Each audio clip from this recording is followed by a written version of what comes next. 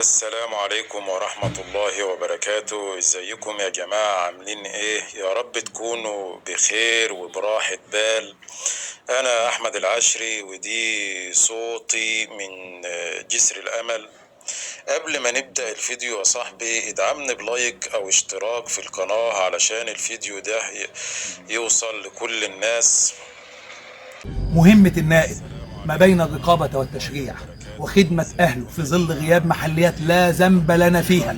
لقد ناضلنا وتقدمنا بمشروع القانون مرتين، ونتيجة عدم جهوزية الدولة في تطبيق القانون، وصدر النهارده قانون الإجراءات الجنائية صدر النهارده، واللي أرجئ بقى في التنفيذ لمدة عام يبدأ من العام القضائي القادم عشان يجهزوا نفسهم وتشوفوا الأمور هتمشي إزاي.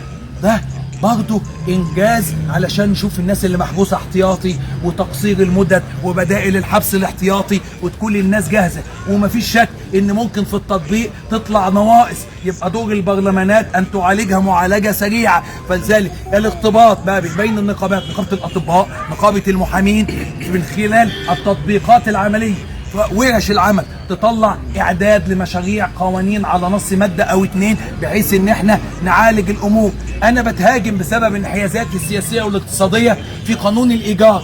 لم استطيع ان اكتم الكلمه، لم استطيع ان اخالف ضميري، واغضبت زملاء واصدقاء ليا كانوا متوقعين ان انا امسك العصا من النص.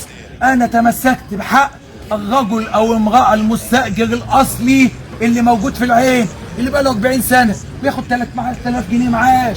يطلع يروح فين؟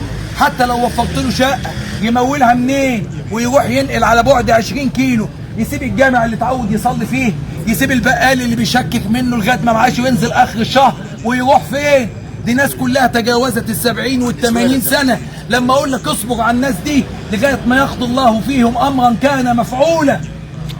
اتعمل علي حكمه وهجمه على مستوى مصر كلها يتقال تحت، ولكن الناس بترد والناس بتدافع، وان الله يسخر للناس وافوض امري الى الله ان الله بصير بالعباد. وانا مؤمن بان ربنا من فوق السبع سماوات قال يا ايها الذين امنوا هل ادلكم على تجاره تنجيكم من عذاب اليم تؤمنون بالله ورسوله وتجاهدون في سبيل الله باموالكم وانفسكم ذلكم خير لكم ان كنتم تعلمون يغفر لكم ذنوبكم ويدخلكم جنات تجري من تحتها الانهار ومساكن طيبه في جنات عدن ذلك الفوز العظيم واخرى تحبونها نصر من الله، نصر من الله، نصر من الله وفتح قريب وبشر المؤمنين. اشكركم الناس مطلوبش مننا والناس اللي بتتكلم على السوشيال ميديا وتسمع كلام كتير.